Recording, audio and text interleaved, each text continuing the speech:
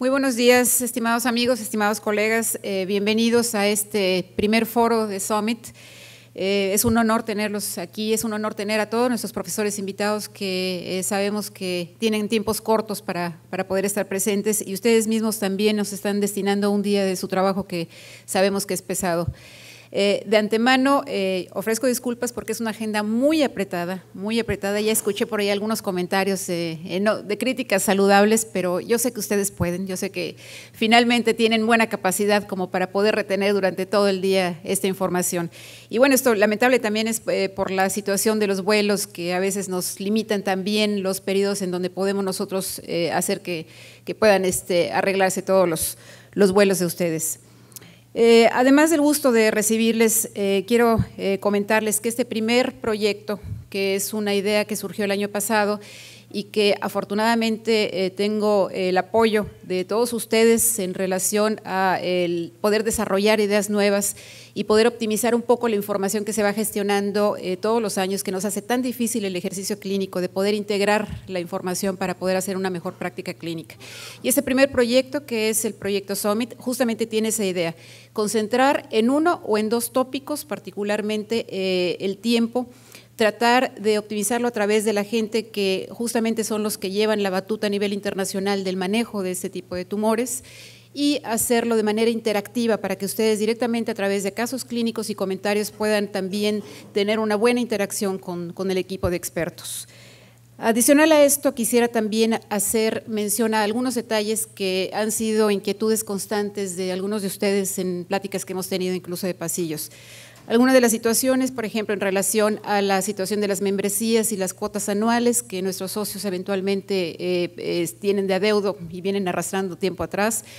Quisiera decirles que con la mesa directiva comentamos este punto que ha sido una situación crítica y que lamentablemente no ha permitido que de manera constante tengan interacción con la sociedad. De esta manera, les quiero comunicar, y creo que es una buena noticia, que todas las personas que deudan anualidades anteriores se van a cancelar y que a partir del día de hoy lo que vamos a hacer es básicamente pedirles su apoyo año con año, de tal forma que estas membresías o bueno, esas anualidades se puedan justamente dedicar a poder promover este tipo de foros, este tipo de proyectos y muchas otras situaciones que son pensadas para los miembros activos, que es básicamente la recepción de la revista de GAMO, la actualización a través de fuentes como puede ser, el año pasado fue la revista de Annals in Surgical Oncology para todos los miembros activos del área quirúrgica.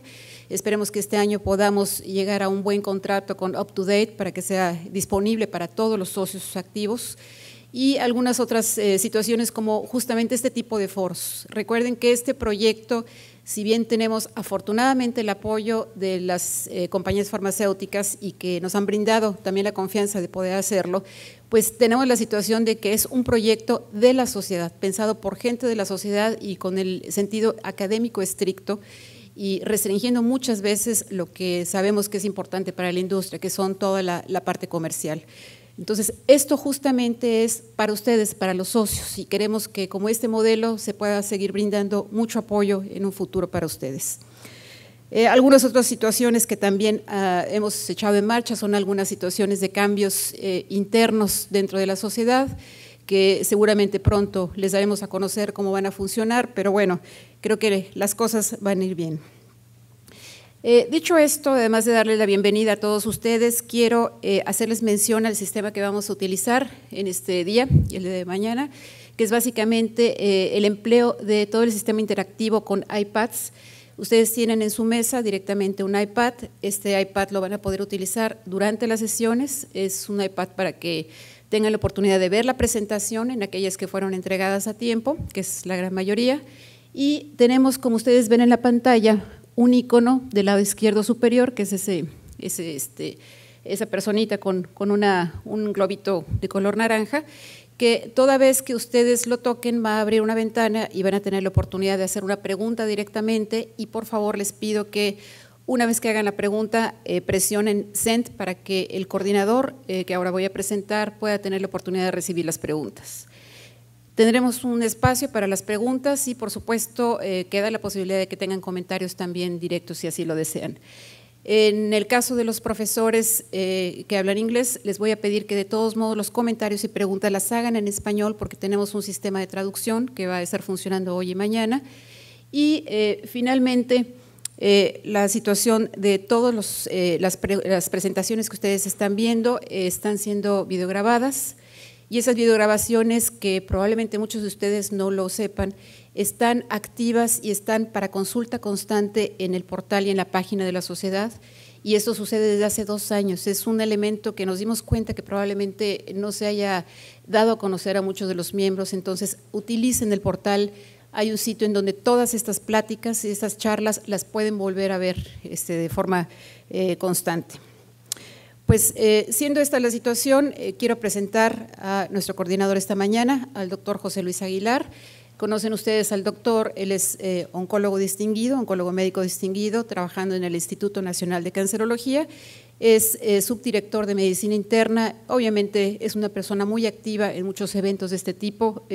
Ustedes conocen que él es quien destinó parte de las terapias biológicas concentradas en foros académicos. Él coordina desde hace varios años los congresos de terapias biológicas a nivel nacional. Bienvenido, doctor. Muchas gracias, doctora Torrecilla, nuevamente. Felicitar otra vez este evento y muchas gracias otra vez a Desmeo y a la doctora Torrecillas por este foro y además por permitirnos poder estar aquí. Y según creo que me estaban comentando, doctora Torrecillas, si todos se quedan en las sesiones, ¿se van a llevar el iPad o cómo va a quedar? Era un comentario, tenía que intentarlo. Bueno, es un privilegio poder contar además esta mañana, ya vimos una excelente charla.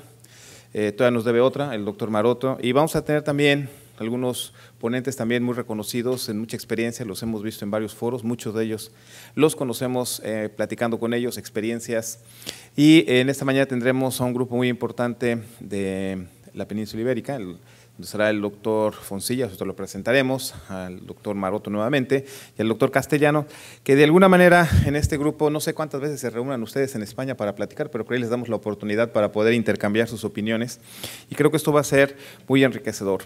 En primer lugar, quisiera presentar al doctor Jesús García Foncillas, que, bueno, yo creo que todos lo conocemos desde hace mucho tiempo, sobre todo porque él hizo un bestseller en un libro que publicó que era sobre todo y empezaba a hacernos entender, gracias porque muchos que pudimos consultar ese libro nos ayudó mucho a entender esto de las nuevas terapias biológicas. Creo que queda en deuda porque no creo que no hubo una segunda edición o tercera edición y creo que eso va a ser una deuda que tiene el doctor con nosotros. Bueno, el doctor está en el Departamento de Oncología del Hospital Jiménez Díaz de Madrid.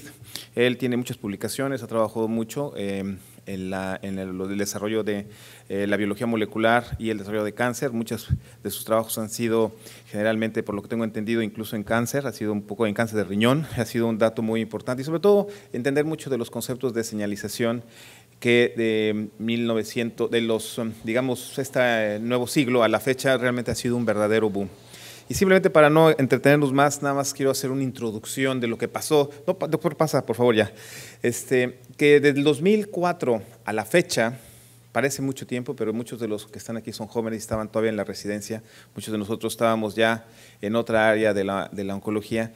Y esto ha sido un verdadero boom y una cantidad de información impresionante, tanto a nivel básico como en el desarrollo de nuevos medicamentos y tratar de entender, como vimos en esta charla previa, qué es y agrupar cómo podemos hacer una mejor optimización del tratamiento. Es un gran reto en lo que sigue en la siguiente década. Doctor Foncilla, quisiera ya no entretenernos más y dejarte el foro para ti. Buenos días. Mis primeras palabras claramente son de agradecimiento por estar aquí otra vez entre todos ustedes, de felicitación a Esmeo y a su presidenta, la doctora Torrecilla, porque yo creo que ha conseguido un foro donde podemos, y yo creo que es muy importante, compartir lo que ahora mismo son el futuro de lo que es la biología molecular y cómo esta biología molecular puede facilitar, favorecer el conseguir no solamente el mejor uso de los fármacos, sino también desarrollar otros en base a esos parámetros que están subyaciendo en cómo se desarrolla ese tipo de tumor. Se ha dicho esta mañana y es muy importante, pero permítanme que empiece con algo que es obvio en el desarrollo de cualquier tipo de cáncer, y es la evolución misma de los logros de lo que es la terapia que ahora tenemos a nuestra disposición en cáncer de riñón. Fíjense ustedes cómo en los últimos años ha habido un avance espectacular y cómo solamente desde 2005 en adelante hemos ido incrementando sucesivamente con la incorporación de nuevas dianas y de nuevas terapias dirigidas a estos blancos, lo que es el pronóstico de nuestros pacientes a nivel de riñón. Quizás más allá de esta tabla que ustedes ven, sí podríamos resumir este parámetro en la siguiente gráfica. Fíjense cómo de lo que ha sido la supervivencia libre de progresión, con lo que fue esas terapias antes de las terapias dirigidas, a lo que es ahora mismo las terapias dirigidas, ha habido un incremento muy significativo que ha marcado un nuevo paradigma.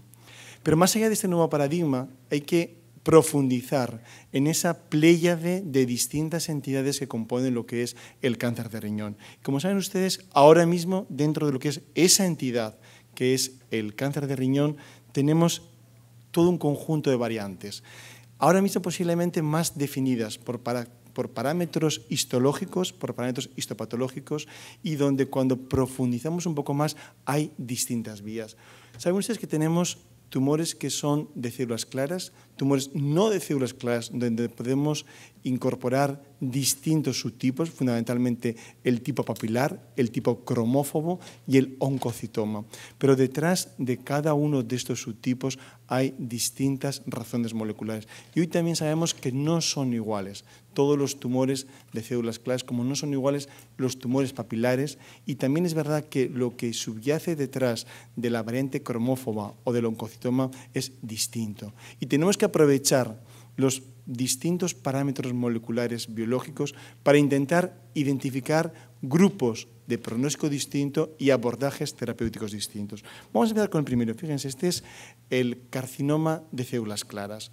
Recientemente se han publicado dos trabajos que son especialmente fundamentales en la aproximación del carcinoma de células claras. El primero es el trabajo del Atlas del Genoma, donde se evalúan cuáles son los eventos fundamentales del carcinoma de células claras.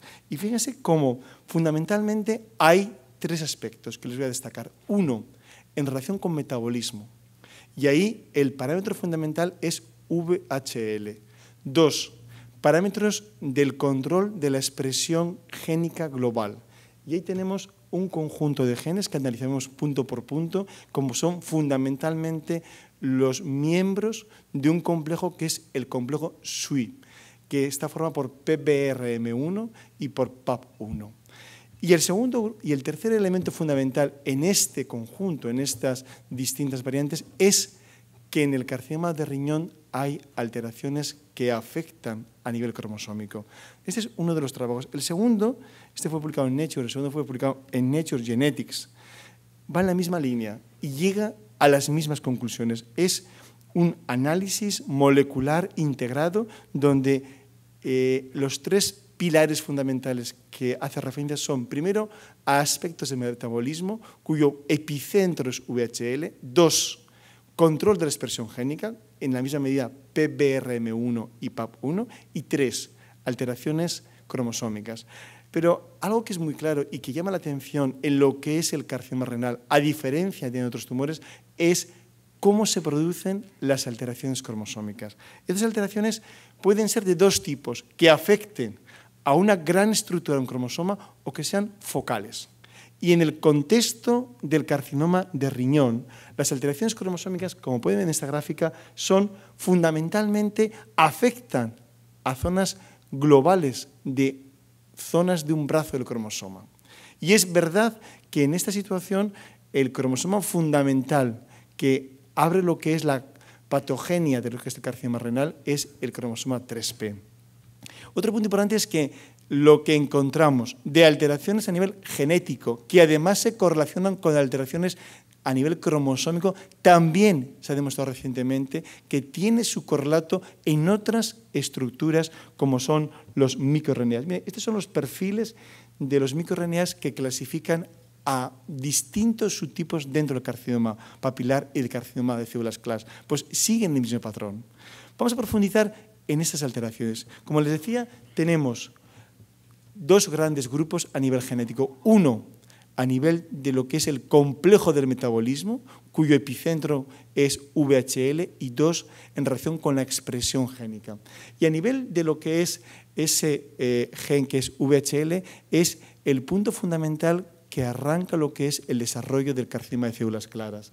Y ahí vamos a ver que esa estructura de VHL es fundamental analizarla pormenorizadamente. Y hay 3 puntos. Miren, este es la secuencia genómica, que está compuesto por 3 exones, que da lugar a una proteína, y en la proteína hay un elemento fundamental que es lo que ven ustedes en medio, en amarillo. Esa región interna que corresponde a lo que es la zona activa tiene 2 funciones: plegar la proteína y 2, unirse al complejo que va a hacer posible que HIF1-alfa no active a otros genes cuando pasa al núcleo. Y el papel fundamental de VHL hay que entenderlo en un contexto de metabolismo. Y el metabolismo son, sobre todo en la célula, 2 cosas. 1, oxígeno, y 2, nutrientes. ¿Qué ocurre en situación normal? En situación de normoxia. En situación de normoxia, el nivel regular estándar de oxigenemia que tenemos en las células lleva a que hay 2 enzimas. Una es la prolil hidrolasa y otra es la asparagina hidroxilasa, y las 2, en presencia de oxígeno, lo que hacen es añadir un grupo proxil a HIF1-alfa. Cuando tenemos este cambio químico a nivel de la molécula de HIF1-alfa, se une a lo que es el complejo VHL con todo ese conjunto de proteínas. Para que HIF1-alfa sea atrapado por VHL, necesitamos la participación de una molécula que es el intermedio, que es elongina C. Y como les decía, esa elongina C se une a ese dominio que vieron ustedes antes en amarillo de VHL. Cuando estamos en este contexto, este complejo de proteínas lo que hace es llevar a HIF1-alfa a degradación en el proteosoma. Pero esto requiere oxígeno en la célula, porque es lo que va a activar a esta prolin hidroxilasa a promover un cambio químico en HIF1-alfa. ¿Qué ocurre en ausencia de oxígeno? En ausencia de oxígeno no hay hidroxilación de HIF1-alfa. La prolin hidroxilasa no va a promover un cambio en HIF1-alfa. Y al no ver ese cambio, no va a ser atrapado HIF1-alfa por ese complejo de VHL con elongina C, y va a quedar un HIF1-alfa que va a ser capaz de traslocarse al núcleo y poner en marcha la transcripción de todo un conjunto de genes que son críticos. Son muchos los genes que se transcriben mediados por HIF1-alfa. Bien, esta es la lista de los distintos genes. Los clásicos que todos conocemos son evidentemente genes ligados a angiogénesis y genes ligados a vasculatura. Pero junto a ello hay también genes asociados al metabolismo de distintos principios inmediatos, como es la glucosa, genes ligados a la remodelación de matriz extracelular y genes ligados a supervivencia. Con lo cual, no es trivial que permitamos la entrada de HIF1-alfa en el núcleo y la transcripción de todo ese conjunto de proteínas. Otro punto importante es qué ocurre cuando se muta VHL. Cuando se muta VHL, aunque hay una hidroxilación de HIF1-alfa, VHL es incapaz de atrapar a HIF1-alfa y deja libre a HIF1-alfa, aún en situación de niveles normales de oxígeno. Y esto conduce a que esa expresión mediada por HIF1-alfa pone en marcha procesos, mecanismos de neangiogénesis, primero. Segundo, hay un cambio, una mayor adicción en el transporte de glucosa en la célula. Tercero, hay una estimulación sobre la propia célula en estilo autocrino sobre ella, con lo cual tenemos una célula que se está autoactivando, inducido por la falta de función de VHL. ¿Cuáles son las 3 mutaciones más frecuentes dentro de VHL? Son 3 subtipos de mutaciones. La primera de todas hace referencia a mutaciones que se localizan en la región alrededor de la posición 114, que como ustedes es el centro de ese dominio que yo les he pintado ahí en amarillo. ¿Y qué ocurre? No se pliega la proteína, con lo cual es incapaz de, aun estando hidroxilado HIF1-alfa, atraparlo. Primer grupo de mutaciones en torno a esta posición. Segundo, mutaciones que están en la frontera entre ese dominio amarillo y el dominio rojo. ¿Qué ocurre? Es el lugar donde se une VHL a elongina C. Necesitamos que VHL se una a elongina C para conseguir que todo ese complejo atrape a HIF1-alfa y que lo lleve a lo que es el proteasoma para degradarlo. Tercer subtipo de mutaciones, fundamentalmente también en ese dominio amarillo, pero aquí interviene en las posiciones a las cuales se une HIF1-alfa. ¿Qué ocurre? Que en situación de este estilo tenemos, y es muy importante, una situación en que no es capaz VHL de unirse a HIF1-alfa, con lo cual se queda libre. Entonces, primer gen que está implicado en cáncer de riñón, células claras, es VHL asociado a HIF1-alfa, pero VHL. Bien, como ven ustedes, junto a este gen que es VHL que tienen ustedes aquí arriba, hay otro que pone aquí TCB1. TCB1 está asociado a VHL y forma parte de este complejo para degradar a VHL, a HIF1-alfa. ¿Cuál es el papel de TCB1? Miren, TCB1, como ven ustedes, es importante porque es capaz de formar parte de este complejo que ven ustedes que es VHL unido a HIF1-alfa hidroxilado, pero para que toda esta estructura multiproteica con múltiples monómeros proteicos conduzca a HIF1-alfa su degradación, TCB1 interviene y regula a VHL para llevar a lo que es a ese HIF1-alfa a la degradación. Con lo cual, es un elemento que coopera con VHL y que es necesario para la correcta degradación en el proteasoma de HIF1-alfa. Con lo cual, primer grupo de metabolismo con dos proteínas, VHL y TCB1. Las dos, como ven ustedes, asociados a la degradación de HIF1-alfa. El segundo conjunto de proteínas son proteínas en la gran estructura del control de la expresión génica. Y aquí hay tres pasos fundamentales. Para conseguir la expresión de un gen hace falta, primero, abrir la cromatina. Segundo, activar la transcripción. Y tres, ponernos a transcribir una secuencia de DNA en RNA.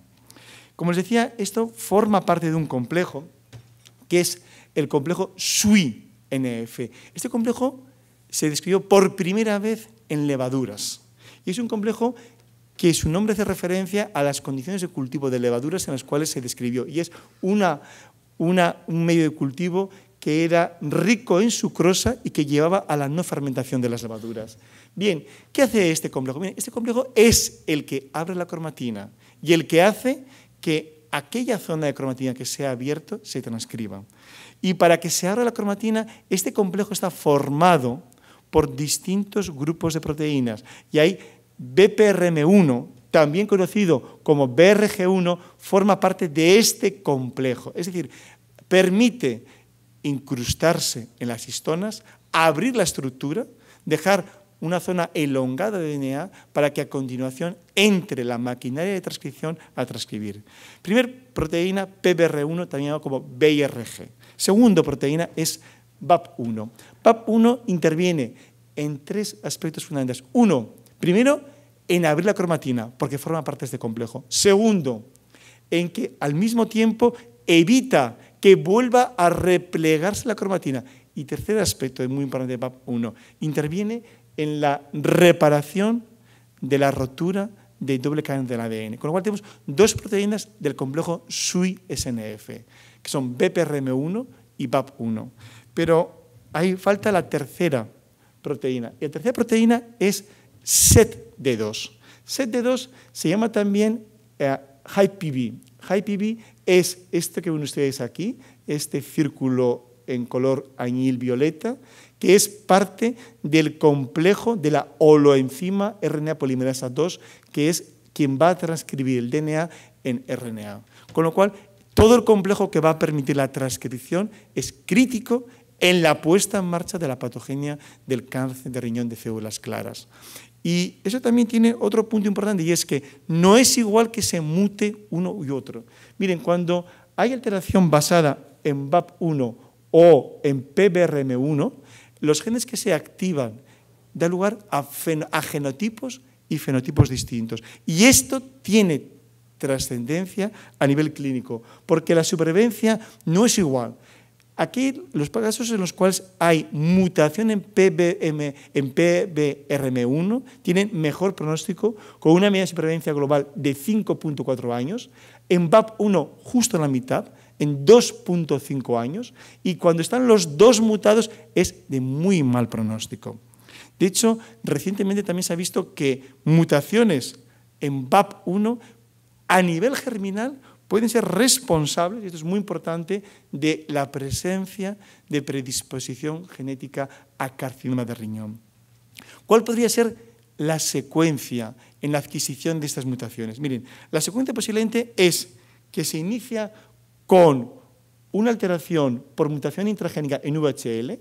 A continuación de esta mutación intragénica, el segundo evento, siguiendo la teoría de Knuckson, es la pérdida del cromosoma 3P, con lo cual solo tenemos un alelo y está inactivo por mutación, pero a continuación el siguiente evento puede ser o bien mutación de PBRM1, que como les decía, acuérdense, tiene mejor pronóstico, sería como un bajo grado entre comillas, o mutación en BAP1 que supone un alto grado y es mucho más agresivo. Es decir, que en este contexto podríamos hablar dentro del carcinoma de riñón en cuanto a que no exista mutación de ninguno de ellos, que exista mutación en PBRM1 con pronóstico distinto a que exista mutación en BAP1 o que estén los dos mutados, que es el peor pronóstico posible. Y acuérdense que les hablaba de una tercera proteína, además de PBRM1 y BAP1, que es SETD2. E igualmente, el estudio en SETD2 da perfil de expresión higiénico distinto. Claro, la pregunta también es ¿cómo impacta esto en la clínica? Y esto impacta. Porque fíjense cómo el hecho de estar mutado o no, PBRM1 o BAP1 o SET2 interviene en sobrevida libre de enfermedad y en sobrevida global. Claro, esta es una parte de ese control del metabolismo. Pero uno de los elementos más importantes del control de las rutas de metabolismo es mTOR. ¿Por qué? Porque es un elemento que es como un sensor que recibe información también de la situación de nutrientes y recibe el estímulo de factores de crecimiento. Y como consecuencia de respuesta a esa situación de nutrientes o de factores de crecimiento va a promover proliferación, va a promover angiogénesis para poder captar más nutrientes o va a promover cambios bioenergéticos. ¿Qué ocurre cuando detecta alteraciones en estos niveles o las necesidades del tumor exceden lo que puede asumir esas células? Pues se pone en marcha una activación que, mediada por mTOR, va a intervenir en algo que es muy importante. Va a activar mTOR a HIF para poder poner en marcha como factor de transcripción la transcripción de genes que lo que hacen es conseguir más recursos energéticos. Con lo cual, en esa situación de control energético, VHL, HIF y mTOR están claramente asociados. Pero también, y lo hemos visto recientemente, todo el contexto de todos los tumores, y especialmente comprobado en riñón, hay heterogeneidad. Y cuando tomamos biopsias de múltiples lugares, no solamente del tumor primario, sino de las metástasis, y las comparamos desde el punto de vista de perfil genético, lo que encontramos es que hay múltiples alteraciones y algunas que se comparten entre varios puntos del primario, otras no, se comparten otras entre distintas zonas de las metástasis y otras no, y hay una enorme diversidad y una enorme heterogeneidad. Pero eso también se ha visto en la evolución de los tumores. Este es otro estudio muy interesante, publicado en Nature Genetics, donde distintos tumores se han ido evaluando en su evolución. Y se ha visto como el punto de arranque no es igual en todos. Hay, como pueden ver ustedes, inicio en VHL o inicio en PBR1 y van derivando a distintos clones con características distintas. No solamente ocurre eso, sino que esta evolución de cada uno de los tumores, cuando evaluamos en puntos distintos de cada uno de estos tumores primarios y además de las metástasis, hay enormes diferencias. Y cuando compartimos en el tiempo y no en un solo momento. ¿Qué pasa con estos distintos lugares tiempo dependiente? Vean ustedes cómo hay cambios claros que ocurren en una de las regiones del tumor y no ocurren en otro, o ocurren tardíamente y hay zonas del tumor que no adquieren, por ejemplo, esta alteración que ustedes ven aquí en rojo. Con lo cual, la heterogeneidad es un hecho. Pero lo que sí es verdad es que molecularmente lo que va a determinar el pronóstico es aquel clon más agresivo. Esto es en relación con lo que ven ustedes que es el carcinoma de células claras. ¿Qué ocurre a nivel de lo que es el subtipo 1 del tumor papilar, cuyo eje fundamental desde el punto de vista molecular es alteración de MET? c-MET es una molécula a nivel de membrana con actividad tirosinquinasa que es capaz de formar heterodímeros, es decir, formar asociación con otras proteínas de membrana y provocando efectos distintos. Miren, cuando MET se asocia a una molécula que es a nivel de CD44, ahí se induce proliferación celular. Es un punto muy claro. Se activa a través de esa asociación formando un heterodímero de CD44 con c-MET, se activa toda la ruta de RAS, RAF, MAP quinasa, ERK con un objetivo que es proliferación. Segundo punto muy importante, ¿qué ocurre cuando se asocia c-MET con integrina y forma un heterodímero en riñón entre los dos? Aquí fundamentalmente lo que estamos activando es inhibición de apoptosis, supervivencia.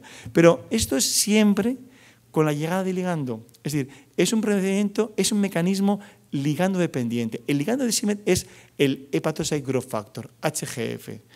Pero también es verdad que llega un momento en la evolución de esos tumores que se hace el desarrollo ligando independiente. Fíjense cómo aquí hemos sido capaces de, independientemente de llega o no ligando, la asociación complexina, lo cual es uno de los potenciales mecanismos de resistencia a antiangiogénicos, se pone en marcha la ruta por debajo de c-MET. El otro punto importante es el segundo subtipo, el que es el tipo papilar 2, donde lo que es la enzima fundamental, lo que es el eje molecular, es la fumarato hidratasa. Les voy a recordar algo que veíamos antes, y es cómo HIF1-alfa necesita hidroxilarse y esta hidroxilación viene medida por la prolin hidroxilasa o la asparagina hidroxilasa, en presencia siempre de oxígeno. Pero la pregunta es, ¿quién regula a la prolin y a la asparagina hidroxilasa? Pues hoy sabemos que están regulados por dos enzimas, que además dan lugar a dos subtipos de cáncer de riñón distintos. Uno es la fumarata hidratasa, que es capaz de inhibir a la prolina hidroxilasa, y si la prolina hidroxilasa se inhibe, no se va a hidroxilar HIF1-alfa, y HIF1-alfa va a pasar al núcleo, y el otro que está dando lugar a un nuevo subtipo que está recién descrito de cáncer de riñón es la subcinato dehidrogenasa, que es capaz, igual que la fumarato hidratasa, de inhibir a la prolina hidroxilasa. ¿Por qué es importante esto? Miren, es importante porque hoy empezamos a tener moléculas nuevas en desarrollo que actúan sobre estos mecanismos. Y solo tiene sentido aplicarlas en situación de que el elemento conductor de la carcinogénesis sea este. Y el último punto importante es el subtipo, los tipos cromófobo y oncocitoma, donde fundamentalmente por debajo de estos dos subtipos hay una estructura que es el síndrome de Ver-Hopf-Dibé y cuya base molecular está en la FL100, que es la foliculina. En síntesis, es un síndrome que cuando estamos en situación de susceptibilidad es autosómico dominante.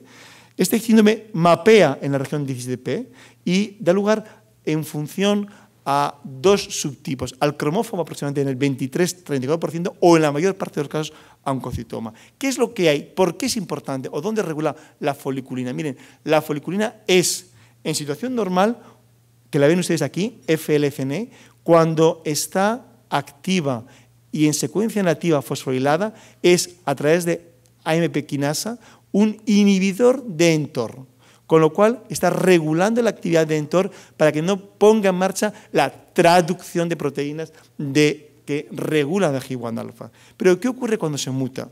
Cuando se muta este control de la foliculina, se pierde y el control sobre mTOR se pierde, con lo cual hay una activación mediada por la falta de control de foliculina que activa mTOR. Hoy estamos asistiendo a situaciones en el tratamiento del cáncer de riñón que quizás, si me permiten, podríamos resumir en 3 perfiles distintos, sobre todo considerando los tratamientos más importantes en lo que es el tratamiento de riñón, que son los tratamientos antiangiogénicos, bien a través de inhibición de VEGF o bien a través de inhibición del dominio tirosinquinasa del receptor de VEGF, que son la situación de aquellos pacientes que tienen rápidamente un crecimiento del tumor, que son pacientes que ante esta situación son claramente refractarios, aquellos que son tempranos en su progresión, que marcan una respuesta limitada en el tiempo y enseguida hay una progresión, y un tercer subtipo que corresponde a la mayor parte de los tumores, que son aquellos que manifiestan una progresión lenta. ¿Cuál es lo que está detrás de estos mecanismos o qué es lo que conduce a esta resistencia a refractariedad? Hay varios factores.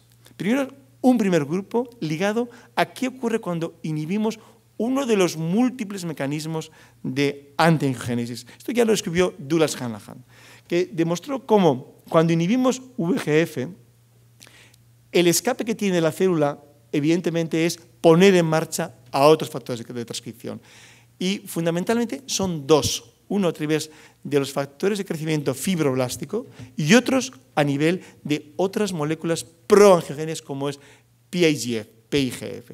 PIGF tiene una pléyade de acciones, porque PIGF es capaz de poner en marcha, activar, lo primero de todos, acción endotelial, que es la diana para seguir promoviendo la angiogénesis, pero al mismo tiempo actúa sobre la célula tumoral induciendo a 2 factores que son proliferación y migración, pero fíjense ustedes cómo enseguida también PIGF es capaz de reclutar otras células, como son células progenitoras de médula ósea o células del estroma, del contexto de los pericitos para facilitar la maduración de los vasos.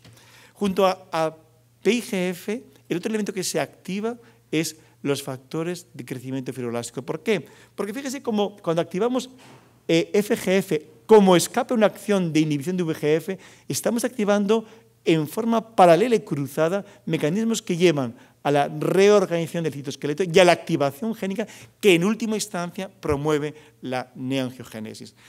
Esto lo vemos muy claramente cuando tratamos en riñón, como ven ustedes aquí, con sunitinib, y cuando hay activación podemos inhibir el VEGF claramente. Y el sunitinib, por ejemplo, inhibe el desarrollo de vasos nuevos. Pero cuando hay un momento en que hay un switch, que aunque estemos teniendo VEGF, se activa PIGF, enseguida perdemos esta capacidad de inhibición en síntesis de la angiogénesis. Pero al mismo tiempo, no solamente PIGF, sino que también FGF. Fíjense ustedes cómo podemos inhibir, y se ve perfectamente, el efecto del sunitinib sobre la activación mediada por VEGF, pero cuando hay activación de FGF, solo conseguimos inhibir esta acción con nuevos fármacos que van dirigidos a FGF2, como es el PD163074, en el cual estamos trabajando nosotros en fase 1.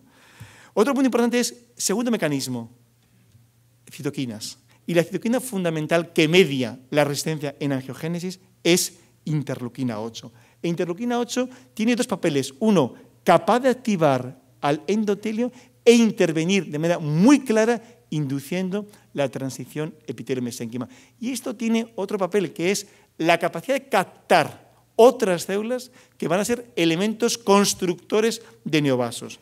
Esto cuando en riñón se ve perfectamente cómo el aumento de interleuquina 8 está directamente en relación con el inicio de la resistencia a TKI en cáncer de riñón y cómo podemos yugular esta función actuando con interleuquina 8. Este es un estudio hecho con anticuerpo frente a interleuquina 8. Y fíjense cómo conseguimos volver a restaurar lo que es la inhibición de crecimiento del tumor cuando actuamos combinadamente el TKI más el anticuerpo anti-interleuquina 8. Con lo cual, segundo mecanismo, citoquinas. Tercer mecanismo muy importante.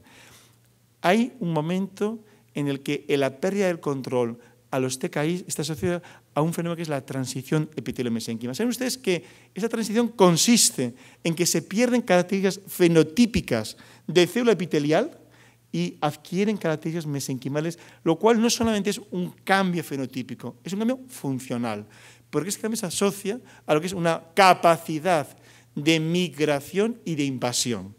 Pero hay varios tipos de transición epiteliomesénquica, no todas son patológicas. Hay una transición tipo 1 que está continuamente activa en nuestro organismo y es aquella que permite lo que se llama la homeostasis tisular, el equilibrio de nuestros tejidos. La segunda es aquella que se pone en marcha como reparación a una lesión. El ejemplo más práctico, más paradigmático es la reparación de cualquier herida. Y la tercera sí que es patológica, que es esa cambio, esa transición, esa conversión de células epiteliales a mesenquimales que acontece en el contexto de la célula tumoral. Y lo que supone es, como primera medida, la pérdida de lo que son las uniones intercelulares, y aquí el evento fundamental es la pérdida de cadherina E.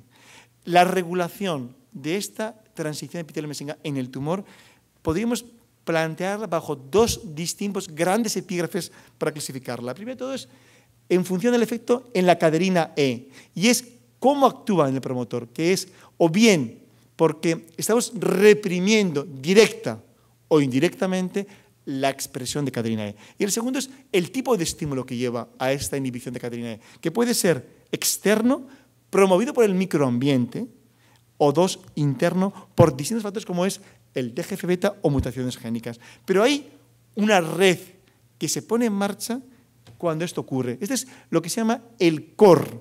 Hay un punto que se llama es el interactoma, el conjunto de las distintas proteínas que forman el core básico para esa transición y que están mediadas por lo que son una firma concreta de expresión génica. Y es esta estructura que ustedes ven aquí, que a grandes rasgos es la pérdida de la expresión de proteínas epiteliales y la ganancia de expresión de proteínas mesenquimales. Entonces, tercer elemento, transición epiteliomesénquica. Cuarto elemento que media el cambio en el perfil de respuesta. Y es, permítanme, lo que es el cambio en la estructura de los vasos sanguíneos. Hay dos grandes estructuras vasculares o dos subtipos. El primero es el subtipo fenotipo de vaso tumoral. ¿En qué se caracteriza este tipo de vaso? En que hay una auténtica zona caótica en el tumor, donde los vasos están imbricados y mezclados con las células tumorales, donde no hay una estructura consolidada de vasos y donde la situación de pérdida de capillary leak es altísima y la eficiencia de los vasos es altísima. Pero al mismo tiempo que esto ocurre y que también, por otra parte, implica una auténtica difusión enorme en el tumor de cualquier nutriente o oxígeno, tiene un aspecto y es que también al mismo tiempo llegan con más facilidad los fármacos y es una estructura más sensible al tratamiento. Pero enseguida cambia este fenotipo y cambia a este otro de aquí, que es el fenotipo basado en vasos estromales. Miren, fíjense ustedes, aquí ocurre que curiosamente la célula tumoral se organiza en nidos, que son estos que ven ustedes acá, estos que ven ustedes acá, que son nidos aquí, y luego otro punto importante es que los vasos están aislados, de manera que conforman estructuras de más difícil penetrabilidad del vaso al tumor. Esto hace un tumor mucho más resistente, muchos vasos mucho más consolidados y estructuras tumorales, valga la curiosidad, más estructuradas. Es decir, el tumor se ha organizado para ser más resistente y ha virado de un estado más caótico, entre comillas, a una estructura más consolidada. Lo que lleva a esto es que la imagen es totalmente distinta desde el punto de vista de la evaluación histopatológica, donde aquí ven ustedes que apenas se ven estructuras claramente vasculares, pero aquí hay todo un conjunto y esto es aquel que permite esa estructura que es el contexto de mayor riego, con mayor eficiencia y llegando con más solidez a todas las células tumorales. Esto es distinto que según cada tumor, pero en el contexto del carcinoma de riñón, fíjense cómo fundamentalmente lo que más tenemos basalmente es una estructura de vasos estromales, con lo cual hay de entrada una estructura de una cierta resistencia. Cuando buscamos cómo se puede contrastar desde el punto de vista de datos de laboratorio de modelos animales, aquel que es el contexto de vaso del estroma más organizado, más preparado para defenderse de lo que es la terapia, evidentemente es mucho más resistente y no hay forma, como ocurre cuando los vasos son tumorales, de conseguir vencer la resistencia. Con lo cual, esa es cuarta forma de resistencia. La quinta es aquella donde el tumor, miren ustedes aquí, el carcinoma renal, lo que hace es secretar todo un conjunto de distintas citoquinas que va a permitir el reclutamiento de células de la médula ósea, que son 11 bipositivas GR1 positivas, con 3 funciones. 1, dar lugar a lo que son los macrófagos asociados al tumor. 2, a una célula stem derivada de la célula mieloide y a una célula dendrítica que es tolerante con la expresión de antígenos. Y esto es un punto que hay que tenerlo muy en cuenta también con terapias inmunomoduladoras. Lo que provoca a estas células que se derivan de la médula ósea es, por un lado, una inmunosupresión, que eso es importante de cara, como les decía antes, al tratamiento inmunológico, pero luego también a cambiar el contexto del tumor y favorecer que estas mismas células madre van a ser punto de partida para el desarrollo de nuevos vasos. De manera que cuando tratamos distintos tumores y vemos cuál es la presencia, el porcentaje de células derivadas de médula ósea, va a haber un efecto claramente negativo de resistencia a los distintos TKI que podemos usar. Y el último punto muy importante es, derivado de este punto anterior, el sexto punto, es el papel cada vez más emergente que tienen en los tumores los macrófagos asociados al tumor. Estos son células que, como les decía antes, se derivan de la célula de médula ósea y con distintos mecanismos de maduración van a dar lugar a 2 tipos distintos de macrófagos. Fundamentalmente el macrófago M1 y el macrófago M2. ¿Cuál es la función que hay detrás de estos macrófagos? Son totalmente dispares y distintas. La primera es que el macrófago con fenotipo M1 tiene un papel clarísimo en, fundamentalmente, inhibir el desarrollo tumoral. Y esto lo hacen a través de estimulación inmunológica y de citoquinas inflamatorias que reducen la capacidad de invasividad del tumor. Con lo cual, es el mejor aliado para la terapia inmunomoduladora. Por contra, cuando en ese balance hay un aumento de lo que son los macrófagos con fenotipo M2, tenemos el contexto distinto. Es decir, tenemos un contexto de promoción del tumor porque hay capacidad de remodelar la matriz, favoreciendo la invasividad del tumor y al mismo tiempo de promover angiogénesis. El macrófago fenotipo M2 es un proangiogénico proactivo y al mismo tiempo es un elemento que facilita el escape de las células tumorales.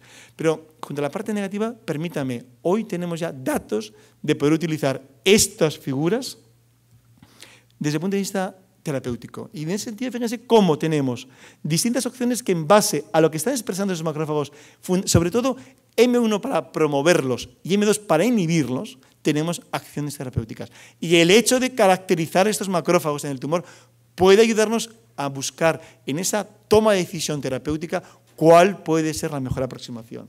Miren ustedes como, por ejemplo, el hecho de que tengamos expresión en esos M1 de citoquinas 2, 7 y 8, podemos utilizar un fármaco nuevo que estamos en investigación, que es el Vindarit, o, por ejemplo, en el caso concreto, por ejemplo, de algunos fármacos como el WP1068, este de aquí está ligado a la expresión, sobre todo de los MAP2, de lo que es STAT3, que es una de las moléculas fundamentales en el control de la expresión de citoquinas. Con lo cual, es importante empezar a caracterizar no solo el tumor, porque tiene vías en sí la célula tumoral distintas, sino también esas células del estroma que nos van a dar razón base para cambiar la estrategia terapéutica. 3 conclusiones os voy a decir. La primera de todas es, hoy, más allá de lo que es la histología mismo del tumor, de los subtipos, hay distintas vías de transducción metabólicas, molecular, que marcan pronósticos distintos. No todos los carcinomas de células claras son iguales. Y dentro de esa playa de carcinomas de células claras, por ejemplo, como les enseñaba yo antes, hay pronósticos distintos con zonas, con moléculas, con blancos distintos para aprovecharlos desde el punto de vista terapéutico. Segundo aspecto muy importante, y es que dentro de estos subtipos aparentemente hay características genéticas iguales pero distintas. Y esto nos marca también, en la línea que les decía anteriormente, 1, el pronóstico y 2, la decisión terapéutica.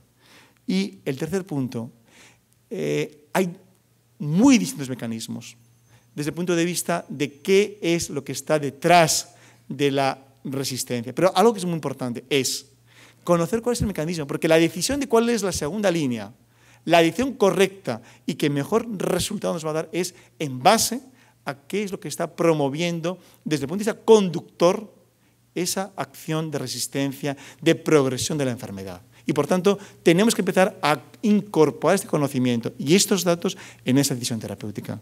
Muchas gracias.